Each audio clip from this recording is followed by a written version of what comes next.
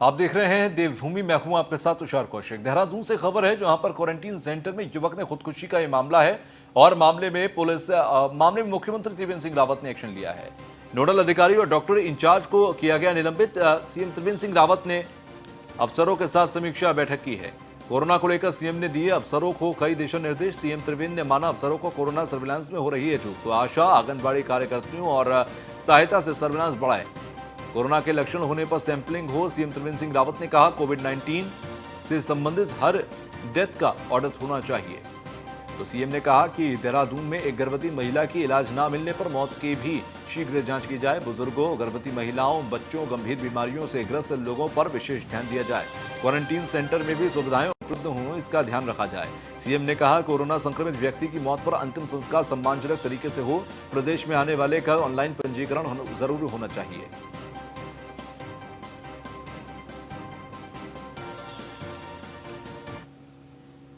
उसमें ये पाया गया कि उसमें गलती है और इसलिए हमने कहा कि जो भी संबंधित अधिकारी हैं जिनको इसकी जिम्मेदारी थी क्वारंटीन सेंटर की, उनको तत्काल प्रभाव से निलंबित किया जाता है।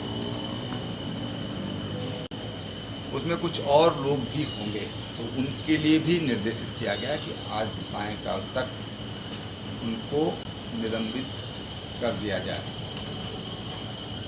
बाकी अभी जो समीक्षा में आ रहा है सामने कि हमारी टेस्टिंग कैपेसिटी बढ़ी है।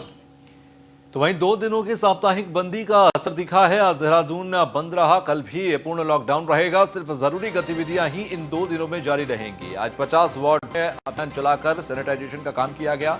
नगर निगम द्वारा किया गया सैनिटाइजेशन का काम। तो 2 दिन के लिए संपूर्ण लॉकडाउन देहरादून में किया गया। आज 50 वार्ड्स के अंदर सैनिटाइजेशन का काम किया गया, पूर्ण रूप से सैनिटाइज किया गया। सिर्फ जरूरी गतिविधियां ही चालू रखी गई, एसेंशियल सर्विसेज को ही अलाउ किया गया, बाकी सभी को बंद किया गया। तो 2 दिन का पूर्ण लॉकडाउन किया गया है। संपूर्ण लॉकडाउन देहरादून में आज भी लॉकडाउन रहा और कल भी इसी तरह लॉकडाउन रखा जाएगा। तो 2 दिन के संपूर्ण लॉकडाउन का असर साफ तौर पर देखा गया।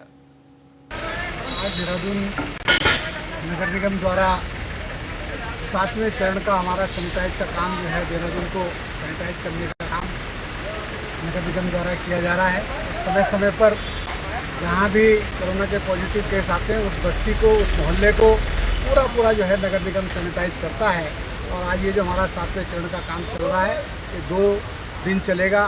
50 वार्ड आज हैं, 50 वार्ड कल होंगे और 100 के 100 वार्डों में जो है नगर निगम के द्वारा सैनिटाइज किया जाएगा। तो वहीं उत्तराखंड में कोरोना मरीजों की संख्या बढ़कर 1759 हो गई है। कोरोना में एक्टिव जो संख्या है वो 707 की है और उत्तराखंड में 1023 कोरोना मरीज अब तक ठीक हुए हैं। कोरोना में अगर देखें, उत्तराखंड के अंदर कोरोना से अब तक 21 लोगों की मौत हुई है। उत्तराखंड के अंदर 76 नए मरीज सामने आए हैं पिछले 24 घंटे में। फिलहाल 1023 कोरोना मरीज ठीक हो चुके हैं और 700 से ज्यादा मरीज ऐसे हैं जो कि अभी भी अंडर ट्रीटमेंट हैं। फिलहाल उत्तराखंड में कोरोना के 707 एक्टिव मरीज हैं जो कि पॉजिटिव हैं। तो उत्तराखंड में कोरोना मरीजों की संख्या 1759 हो गई है और बढ़ती संख्या के साथ ही साथ अब पिछले 24 घंटे की अगर बात करें तो ये 76 नए मरीज सामने आए हैं।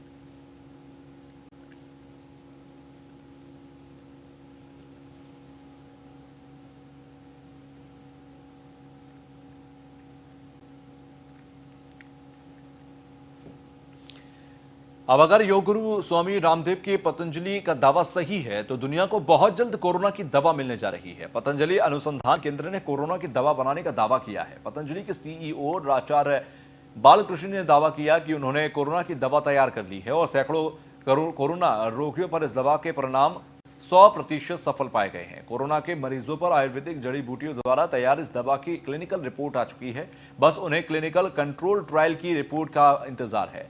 पतंजलि जल्द ही वैश्विक मानकों के अनुसार कोरोना की दवा दुनिया के सामने रखेगा। आचार्य ने दावा किया कि अभी तक उन्होंने हजारों कोरोना रोगियों और कोरोना के लक्षण वालों को ये तैयार फॉर्मूले से दवा देकर बेहतर परिणाम, उत्साहवर्धक परिणाम हासिल किए हैं और सभी मरीजों की रिपोर्ट इस दवा से इलाज के बाद नेगेटिव आई है।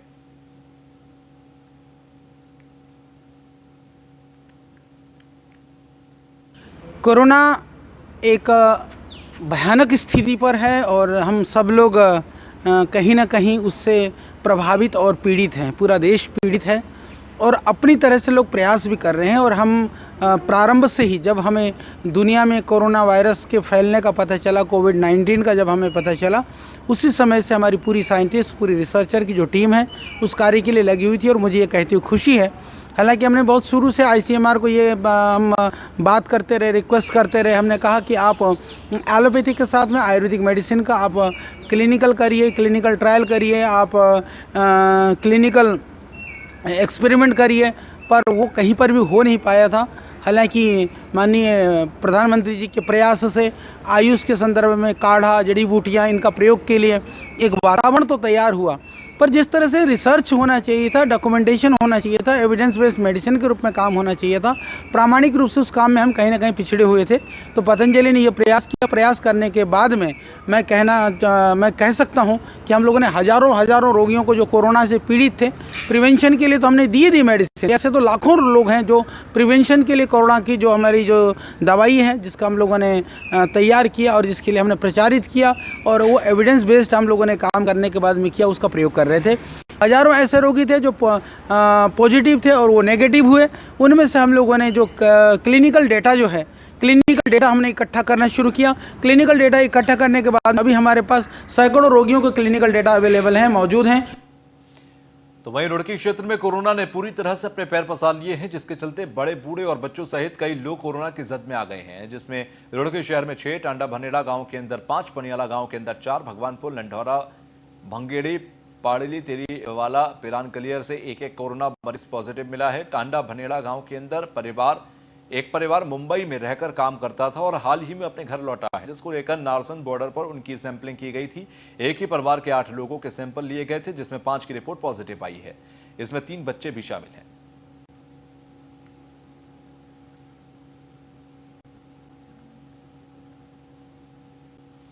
तो वहीं काशीपुर में दिल्ली से आए होम क्वारंटीन रह रही महिला की मौत के बाद कोरोना पॉजिटिव रिपोर्ट आने से स्वास्थ्य विभाग में हड़कंप मच गया है, जिसके बाद प्रशासन ने मृतक महिला के क्षेत्र को कंटेनमेंट जोन घोषित कर दिया है और महिला के संपर्क में आए लोगों की जांच की जा रही है। आपको बता दें कि काशीपुर के ITI थाना क्षेत्र निवासी पति पत्नी 18 मार्च से दिल्ली में अपनी बेटी के पास रह रहे थे, जिसके बाद लगे लॉकडाउन में पति पत्नी दिल्ली में फंस गए। इसके बाद 2 जून को पति पत्नी काशीपुर वापस आए, जहां स्वास्थ्य विभाग ने दोनों को होम क्वारंटीन कर लिया। होम क्वारंटीन होने के दौरान महिला की अचानक तबीयत बिगड़ी, जिसके बाद महिला के उपचार के दौरान मौत हो गई। देखिए, कोरोना पॉजिटिव पेशेंट जो है, जिसको खुर्द में उमा देवी नाम की लेडी थी, उनकी कोरोना से जो है मृत्यु हो गई और मृत्यु के बाद उनकी रिपोर्ट आई जिसमें कोरोना पॉजिटिव पाया गया उन्हें। आज ही उसमें बैरिकेडिंग करके प्रॉपर ड्यूटी लगा के उसमें पूरी व्यवस्था करी गई। देखिए, उनकी ट्रैवल हिस्ट्री से जो पता चला है, अभी फ़िलहाल उनकी मृत्यु से पहले उनके बेटा, बहू और जो रिश्तेदार थे, घर पे 6 लोग थे और मृत्यु के बाद और रिश्तेदारों को आना पाया गया है। तो जैसा कि डॉक्टर द्वारा जानकारी दी गई है, अभी जो मृत्यु से पहले जो लोग उपस्थित थे घर में, उनकी सैंपल लिए जाएंगे और उनके सैंपल के बाद जो है अग्रिम कार्रवाई करी जाएगी। जो रिपोर्ट पॉजिटिव या नेगेटिव आती है, उसके बाद अग्रिम कार्रवाई करी जाएगी। ब्रेक के बाद खबर को देहरादून से है, जहां पर कोरोना पॉजिटिव व मृतकों के अंतिम संस्कार के विरोध पर सीएम त्रिवेंद्र सिंह रावत ने अपील की है। कोरोना पॉजिटिव की मृत्यु के बाद शव से किसी संक्रमण का खतरा नहीं रहता। स्वास्थ्य विशेषज्ञों और भारत सरकार की गाइडलाइन के आधार पर सीएम ने अपील की है। शव को दाह संस्कार और दफनाने का विरोध उचित नहीं है। सीएम रावत ने कहा, जो अजीवित रहते अपना हमारा अपना था, वो मृत होने पर पराया कैसे हो सकता है। मृतक के शव और उसके पैकिंग बैग को संक्रमण से मुक्त किया जाता है। मृतदेह से किसी प्रकार कोरोना का संक्रमण नहीं मानते विशेषज्ञ। तो सीएम रावत की तरफ से अपील की गई है कि किसी भी शव को, जो कि कोरोना पॉजिटिव मरीज का शव है, उसके साथ घृणा ना करें, उसके साथ अमानवीय व्यवहार ना करें। उस शव को अंतिम संस्कार करने दिया जाए। कोरोना पॉजिटिव मृतकों के अंतिम संस्कार में व्यवधान उत्पन्न ना किया जाए। कोरोना पॉजिटिव की मृत्यु के बाद शव से किसी तरह के संक्रमण का कोई खतरा नहीं होता। इस बात को सीएम रावत की तरफ से कहा गया।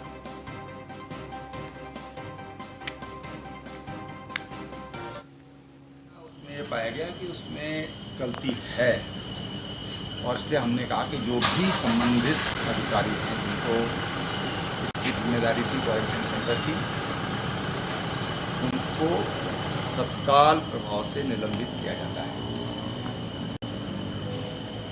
उसमें कुछ और लोग भी होंगे, तो उनके लिए भी निर्देशित किया गया कि आज सायंकाल तक उनको निलंबित कर दिया जाए। बाकी अभी जो समीक्षा में आ रहा है सामने।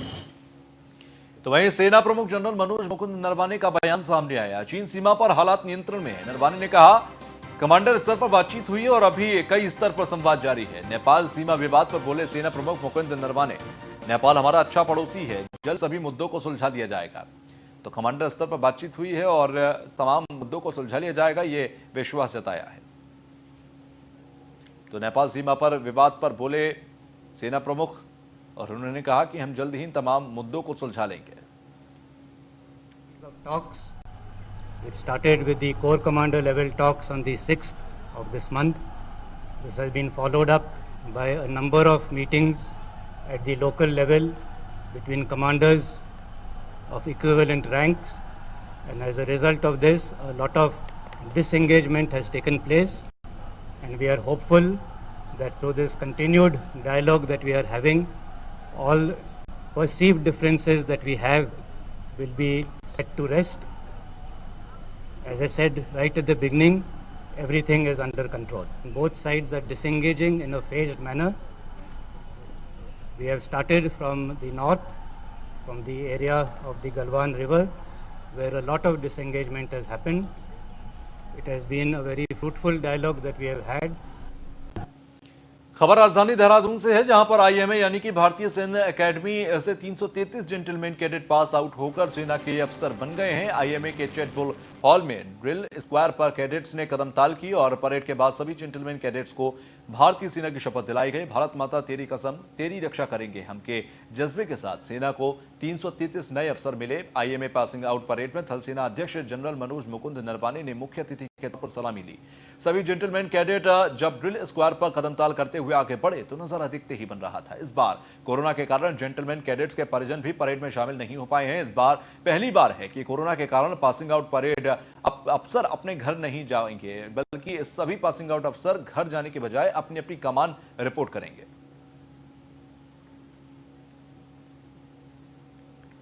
वहीं स्वास्थ्य महानिदेशालय भवन के कमरे में आज आग लग गई और इस आग में एनएचएम के कोरोना वॉर कंट्रोल रूम के इलेक्ट्रॉनिक पैनल में लगी थी, जिसके बाद सूचना पर पहुंची फायर ब्रिगेड की गाड़ी पहुंचकर आग पर काबू पाती नजर आई। आग की वजह शॉर्ट सर्किट बताई गई।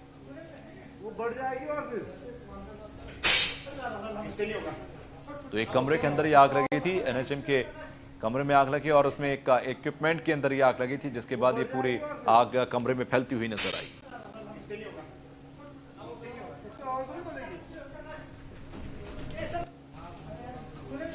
वो बढ़ जाएगी और फिर इससे और थोड़ी बढ़ेगी। तो वहीं रुड़की की सिविल लाइन कोतवाली क्षेत्र की रुड़की आईआईटी में सीरिया की एक छात्रा से फर्जी ईमेल बनाकर ठगी करने का मामला सामने आया। ठगी के इस मामले में पुलिस विभाग में हड़कंप मच गया। दरअसल सीरिया की रहने वाली ये छात्रा जो रुड़की आईआईटी में रहकर रिसर्च कर रही है, उससे ऑनलाइन 15,000 रुपए की ठगी कर ली गई। बाद में पता लगा कि जिस मेल आईडी से छात्रा से संपर्क किया गया था वो फर्जी तौर पर बनाई गई मेल आईडी थी और इसी मामले में छात्रा ने एक तहरीर रुड़की की सिविल लाइन कोतवाली में दी है, जिसके आधार पर मामला साइबर सेल को सौंप दिया गया है। सीरिया की स्टूडेंट है जो अभी पीएचडी कर रही है, उनके द्वारा एक कंप्लेन दी गई है कि उनके एचओडी के नाम से उनको एक फेक ईमेल आई, जिसमें उनके द्वारा 15,000 रुपये उनके अकाउंट में डालने को कहा गया अमेजन में। तो उनके द्वारा 15,000 रुपये ट्रांसफ़र कर दिए गए। अगले दिन जब उन्हें पता चला अपने एचओडी से मिलने पर, तो उन्होंने बताया कि ऐसी कोई बात नहीं हुई थी कि उनसे पैसे मांगे गए हों। तो इस प्रकार सरसरी तौर पर उनके साथ एक धोखाधड़ी हुई है। इस धोखाधड़ी के संबंध में उनके द्वारा एक प्रार्थना पत्र दिया गया है। चूँकि मामला साइबर क्राइम से संबंधित है, इसलिए साइबर सेल को जांच के लिए भेज दिया गया है। वहीं खबर रुड़की से है, जहां पर दिन दहाड़े अज्ञात बदमाशों ने मारी गोली। एसबीआई बैंक के फ्रेंचाइजी ओनर को मारी गोली, मौत हो गई है। आपको बता दें, मानक मजरा गांव के चौक पर अंजाम दिया गया। इस पूरी घटना को बदमाशों के धरपकड़ के लिए चेकिंग अभियान जारी है। तो फिलहाल बदमाशों के धरपकड़ के लिए चेकिंग अभियान लगातार चल रहा है और मानक मजरा गांव के चौक पर इस पूरी घटना को अंजाम दिया गया। तो रुड़की का मामला एसबीआई बैंक के फ्रेंचाइजी नंबर से फिलहाल बदमाशों की धरपकड़ चल रही है और दिन दहाड़े अज्ञात बदमाशों ने गोली मारी है।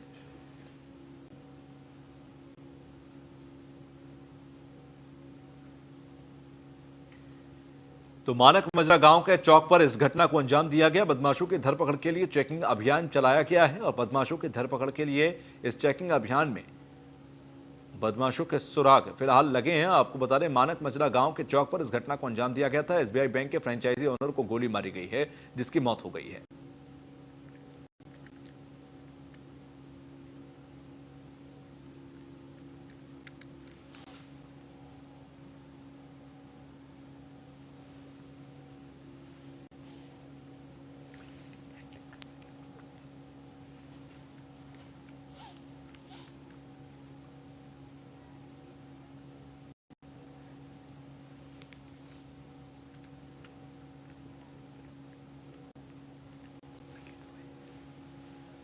तो मानक मजरा गांव के चौक पर इस घटना को अंजाम दिया गया। एसबीआई बैंक के फ्रेंचाइजी ओनर को गोली मारी गई थी और उनकी मौत हो गई है। फिलहाल आपको बता दें कि एसबीआई बैंक के फ्रेंचाइजी ओनर थे जिनकी मौत हुई है।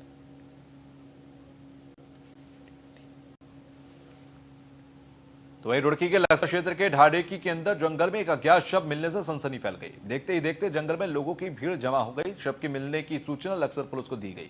लक्सर पुलिस ने मौके पर पहुंचकर लोगों से शव की शिनाख्त कराई है। घंटों बाद शव की शिनाख्त हो चुकी है। फिलहाल मृतक की पहचान अशोक कुमार निवासी उमरी सहारनपुर के तौर पर हुई। गांव के लोगों ने बताया कि ये व्यक्ति कल हमारे गाँव में एक 13वीं में आया था। ये तभी से लापता था। काफी खोजबीन के बाद इसका कुछ पता नहीं लग पाया, जिसके बाद उसकी गुमशुदगी की रिपोर्ट लक्सर कोतवाली में लिखाई गई।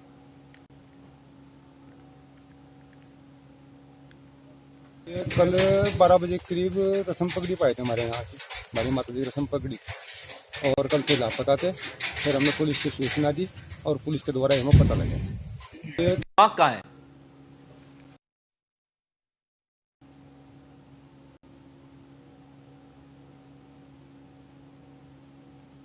पीएचडी कर रही है, उनके द्वारा एक कंप्लेन दी गई है कि उनके एचओडी के नाम से उनको फेक ईमेल आई, जिसमें उनके द्वारा 15,000 रुपये उनके अकाउंट में डालने को कहा गया अमेजन में।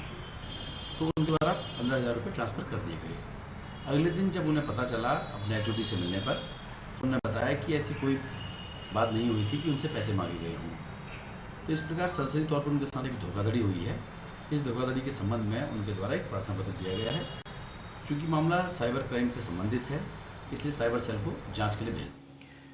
तो वहीं राजधानी देहरादून में आज दोपहर के बाद मौसम का मिजाज बदल गया। दून घाटी में आज जमकर बारिश हुई। देहरादून में सुबह कई स्थानों पर हल्की बारिश और तेज बारिश हुई। फिलहाल आपको बता दें, 21 जून से उत्तराखंड में मानसून आने की संभावना जताई जा रही है। मानसून से पहले ही राज्य में कई हिस्सों में बारिश की संभावनाएं हैं। फिलहाल मानसून से पहले राज्य में कई हिस्सों में बारिश की संभावनाएं जताई गई हैं। दून घाटी के अंदर आज सुबह से ही बारिश की तस्वीर साफ तौर पर देखी गई। 2 दिनों की भारी बारिश के बाद फिलहाल अब कई इलाकों में हल्की बारिश, कहीं भारी बारिश देखी गई है। फिलहाल आंधी तूफान भी देखा गया।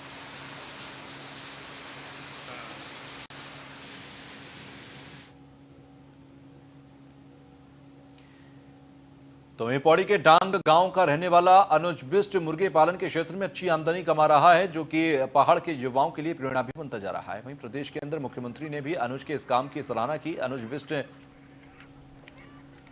ने बताया कि वो पेशे से सॉफ्टवेयर इंजीनियर है और 3 साल पहले नौकरी छोड़कर अपने गांव वापस आ गए थे। मुर्गी पालन के बाद शुरुआत करने के बाद उन्हें 60 से 70 हज़ार रुपये हर महीने की आमदनी हो जाती है। वहीं विभिन्न स्थानों से लोग उनके पास मुर्गी पालन की जानकारी लेने पहुंच रहे हैं। वहीं वो सभी लोगों को सलाह दे रहे हैं कि मुर्गी पालन क्षेत्र में कार्य कर अपने गाँव में ही रहकर अच्छी आमदनी कमा सकते हैं।